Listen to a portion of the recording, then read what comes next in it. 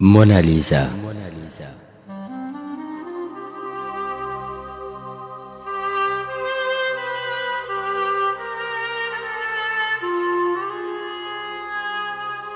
ئەو وێنەی کە بۆت ناردم هەمیشەوە لە خەیاڵما، وەکو وێنەی مۆنالیزا وا لە مۆزەخانەی دڵما.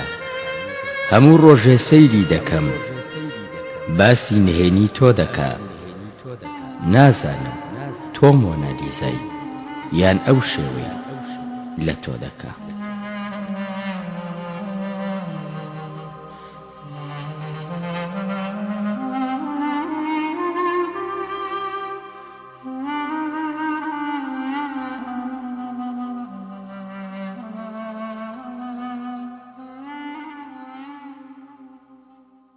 شەوی غوربەت.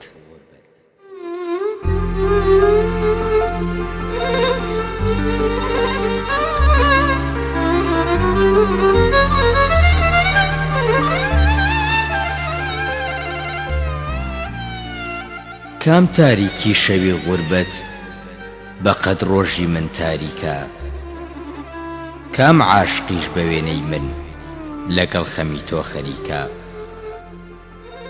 منەو کەسەم هەموو وەرزێ پشکۆی ئاگری زستانم، نە بە عاشقت گەشتم و نە تۆش زانیت بە سوتانم. ئای لە ناڵەی شەوانی من دەروونم پڕ لە یەش و خەم، دڵدارێ بووم گەلێ شەرمن تۆش گوڵت نەدا لە یەخەم.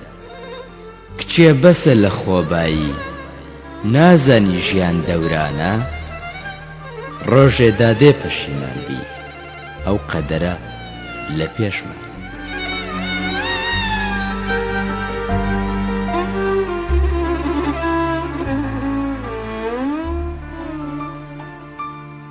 یاداشتی ئەوین.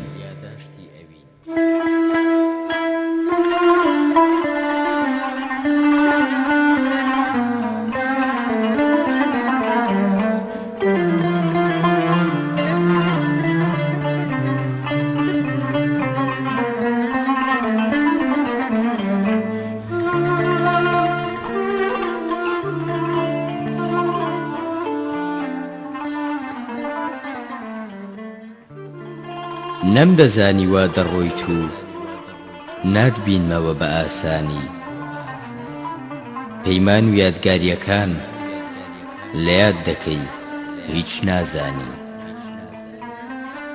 گەڵا گەڵای پاییز وەری زستانیش هات هەر نەهاتی، ئەبینی تۆ ئیلهامێ بوو نە ڕۆحیمە نە چاوانی. من بەبێ تۆ نەمامێکم سەوز نابم لە پەنهانی، عمرم بێ تۆ خەزانێکە هەوریشدا کاگریانی.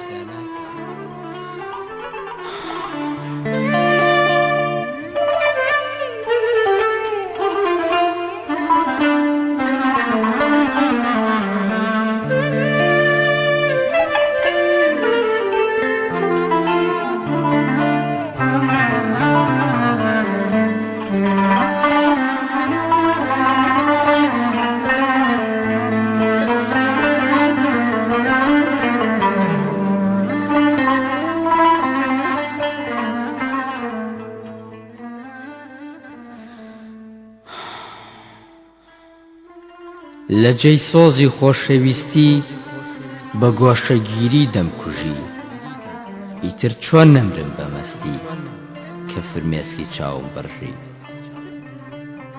چ شۆخێکی بێمروەت بووی بێماڵ ئاوا بەجێت هێشتم، چی ئیلهامی شەعریشم بوو بە تۆی خەم پێی پێنەشتم.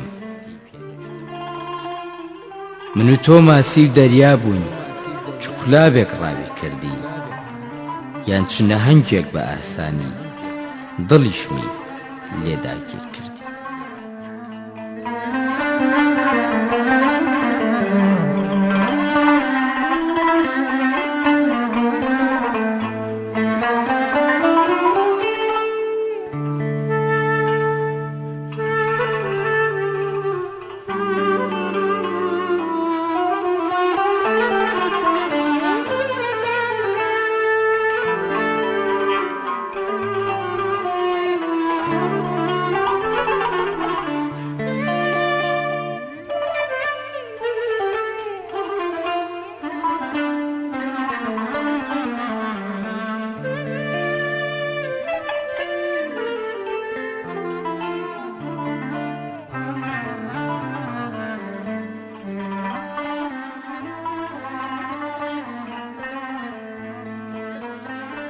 سۆراغ.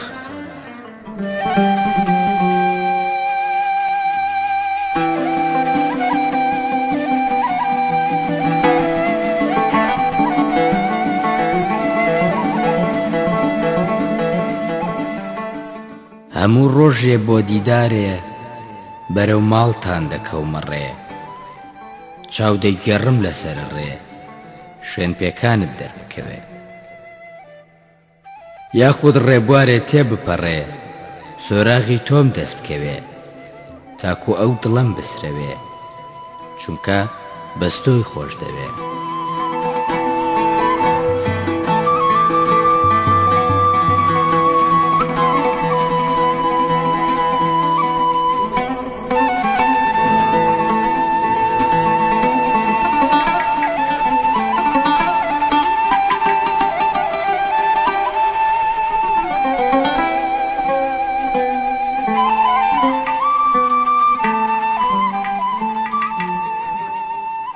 ڕوو لە ئاسمان هاوارەکەم دەست بە دوعا هەموو شەوێ، لەو دی و پەنجەرەی ژوورەکەم هەتاکو مانگ دەربکەوێ.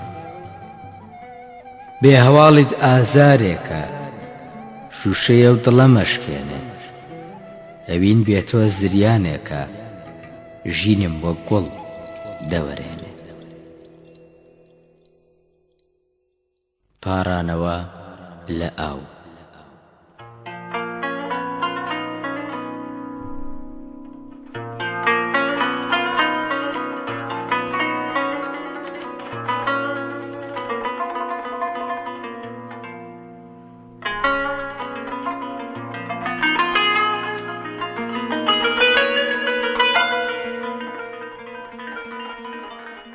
وەرە پێشێ با پەنجەکانم لە تاڵ بە تاڵی پرچی لولت بە ئاڵێ، وەرە پێشێ نەکا مەرەگی خەم بگرێ و پەنجەکانم لە ڕێگەوە هەڵبکێشێ.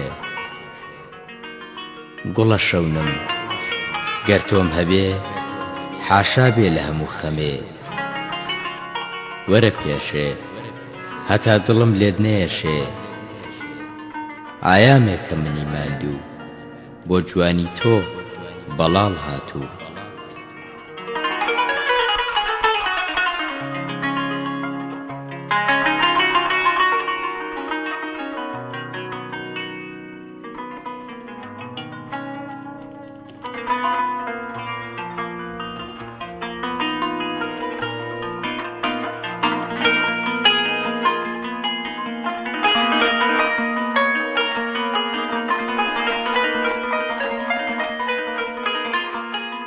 بڕوا ناکەم هیچ عاشقێ بۆ نازی تۆ خۆی ڕاگرێ، وەرە پێشێ من ناتوانم لەمە زیاتر ڕازی دڵم حەشار بدەم.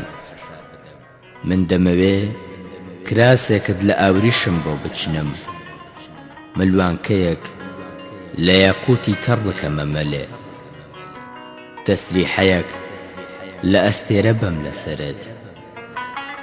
من دەمەوێ تابلۆیەکت لە پەلکە زێڕینە بۆ بکێشم، پەنجەکانت ئەرخەوانی بێ و جووتێ گوارەی قاوەییت بکەمە گوێ.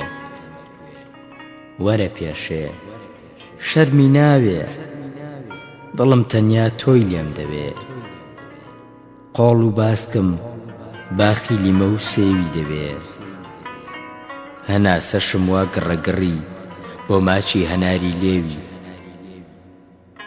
وەرە پێشێ دەبا هەور یەخەی نەدڕێ و ئەوین لە ناخدا سەر بڕێ، لە جێی نمەنمە باران زریان و ڕەهێڵەدا ببارێ.